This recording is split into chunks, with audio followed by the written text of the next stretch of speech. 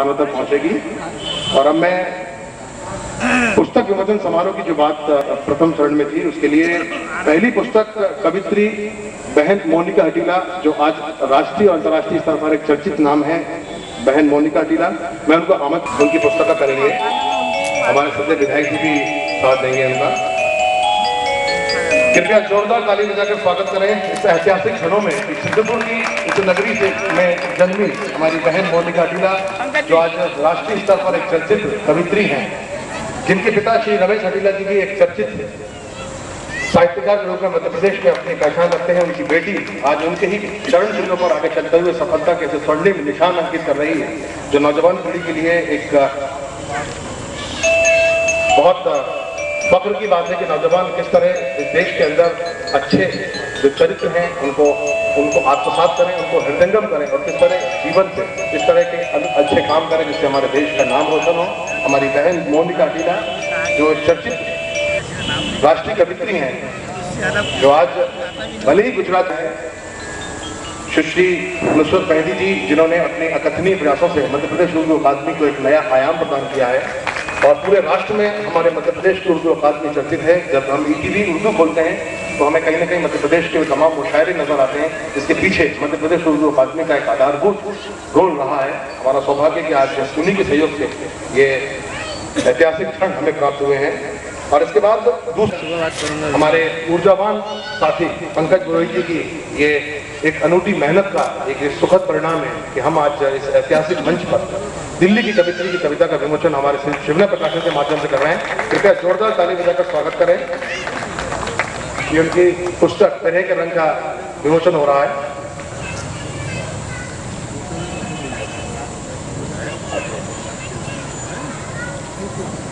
और इस पुस्तक विमोचन के बाद में हमारे अतिथि सीमा गुप्ता जी को शॉल श्रीफल रूपी अंगवस्त्र से आच्छादित कर उनके जो ऐतिहासिक कार्य हैं उसके लिए उनको अभिनंदित करेंगी, उनका वंदन करेंगी। मैं निवेदन करना चाहूँगा हमारे सम्मानित अतिथियों से कि भारत की चर्चित कवित्री सीमा गुप्ता जी को उनके काव्य संग्रह विरह के रंग के लिए, जिसमें उन्होंने बहुत ईमानदारी से प्रयास किया है और उनकी जो सर्जना है उसकी बहुत सुंदर अभिव्यक्ति विरह के रंग के रूप में होती है, हमारे सम्मानित अतिथि शॉल श्रीफल का सम्मान कर रहे हैं। और तीसरी ऐतिहासिक पुस्तक का जो विमोचन होना है वो शायर और मेजर संजय कुमार चतुर्वेदी की है, जिन्होंने पड़ोसी मुल्क के दुश्मनों से लोहा लेते हुए अपना एक हाथ में गोली लगी थी, लेकिन उनकी साहित्यिक अभिवृद्धि रुकी नहीं, बल्कि उनकी साहित्यिक जो रुचि है, अभिवृत्तियां लगातार बढ़ती गई। उनकी पुस्तक चांद पर चांद नहीं होते के विमोचन हमारे सम्माननीय अतिथिगण करेंगे। कृपया अनंत आदर और श्रद्धा के साथ संजय कुमार जी सादर आमंत्रित हैं। मैं चाहूंगा इस सीमा की इन पहरी के लिए एक बार जोरदार ताली बजाकर स्वागत करें और इनसे हम सब प्रेरणा लें कि किस तरह देश की सीमा पर चौकस निगाह रखने वाले लोग अपने मन में अनंत संवेदनाओं से ग्रस्त रहते हैं, किस तरह इनकी अनंत संवेदनाएं श्रेय और प्रेय के रूप में, साहित्यिक अभिवृद्धि के रूप में देश को समर्पित होती रही है। ये सबसे बड़े सौभाग्य की बात है और प्रेरणा की बात है हमारे लिए। मेजर संजय कुमार चतुर्वेदी भारतीय सेना में अधिकारी के रूप में वर्तमान में राजस्थान की भारत पाक सीमा पर पदस्थ हैं।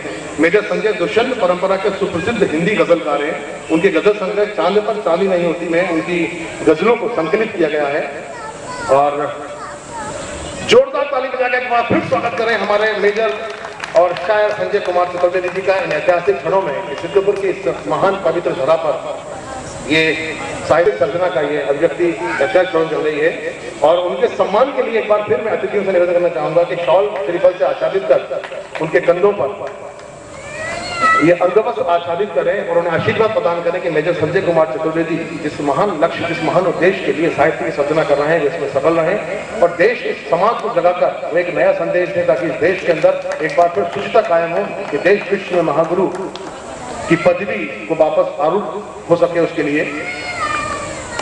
और पुस्तक का जो विमोचन इस ऐतिहासिक मंच पर होना है वह है कवित्री डॉक्टर सुधा और ढींगरा। वो इस समय अमेरिका में है और उनकी पुस्तक का जो विमोचन कार्यक्रम है वो शायद रात में आज रात में उनका कार्यक्रम चलेगा एक साथ में यहाँ पर, मतलब एक साथ कार्यक्रम चल रहा होगा, मैं उपस्थित नहीं है, पर मैं अतिथि से निवेदन करना चाहूंगा कि उनकी पुस्तक का विमोचन करें। धूप से रूठी चांदनी श्री पंकज पुरोहित जी से निवेदन करता हूं कि कृपया आप उनकी पुस्तक लेके जाएं, क्योंकि अब तो है इसलिए आप धूप से रूठी चांदनी कवित्री डॉक्टर सुधा ओम डींगरा, जो मूलतः अभी अमेरिका में निवासरत हैं। डॉक्टर सुधा ओम डींगरा हिंदी के शीर्ष कहानीकार हैं तथा वर्तमान में अमेरिका में निवासरत हैं। वे अंतर्राष्ट्रीय हिंदी समिति के संचालक मंडल में हैं तथा हिंदी चेतना पत्रिका जो अमेरिका से प्रकाशित होती है के संपादक हैं। धूप से रूठी चांदनी में उनकी छंदमुक्त कविताओं का संकलन किया गया है। हम उम्मीद करना चाहेंगे कि एक बार जोरदार ताली बजाकर स्वागत करें, जैसा हमारे अपने भारत देश में होता है कि भारत की इस महान भूमि में जन्मी हमारे ही देश की कवित्री जो अभी अमेरिका में अपनी सेवाएं दे रही हैं, उनकी पुस्तक का विमोचन इस सिद्धपुर नगर में हो रहा है, जो नगर गंगे जमनी तहजीब के रूप में पहचाना जाता है। और जो तीनों पुस्तकों का विमोचन यहाँ पर हुआ है, उन तीनों ही साहित्यकारों से हम एक बार निवेदन करना चाहेंगे, कृपया एक बार आप मंच पर आए।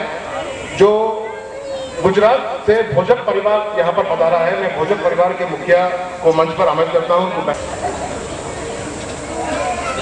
और किसी व्यक्ति के समर्पण से अगर हमें सीख लेना है तो हम भोजक परिवार से सीख लें कि देखें किस तरह अपनी बहू को न केवल उन्होंने संरक्षण प्रदान किया है, बल्कि इस ऐतिहासिक क्षणों में वे तमाम व्यवस्थाओं को छोड़कर सीओ में उपस्थित हुए हैं। उनके हृदय से ये बात इस समय बरस रहा है कि वे इन महान लेखकों को सम्मान करें जिन्होंने अपने जीवन में साहित्य की सर्जना की है और साहित्य के माध्यम से देश की सेवा कर रहे हैं, समाज को जगा रहे हैं।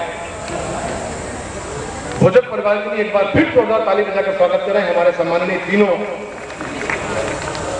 जिसमें मेजर संजय कुमार चतुर्वेदी जी, सीमा गुप्ता जी और मोनिका हीरा जी का सम्मान भोजक परिवार की ओर से किया जा रहा है। मेजर संजय चतुर्वेदी जी का सम्मान आपके बीच चल रहा है, जो राजस्थान की सीमा पर इस समय एक भारतीय सेना के अधिकारी।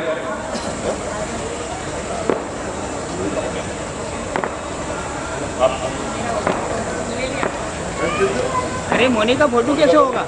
मोनिका हमारे शहर की जो बेटी है, लेकिन क्योंकि वो चर्चित शायरा हैं, चर्चित साहित्यकार हैं, गुरु पास में आओ। उनके कंठ पर सरस्वती विराजमान रहती हैं। बहुत कोकिल कंठी गायिका हैं और बहुत सुंदर वह काव्य पाठ करती हैं, इसीलिए देश में पहचानी जाती हैं। चाहे ऐसा कोई सा चैनल नहीं है जिसपे वे हमारे सीओर का नाम रोशन नहीं करती हो। और जिस महान व्यक्तित्व को हम पूर्ण स्मरण कर रहे हैं, यूं तो दुनिया में सब आते हैं, निज कर्तव्य निभाकर जाते हैं।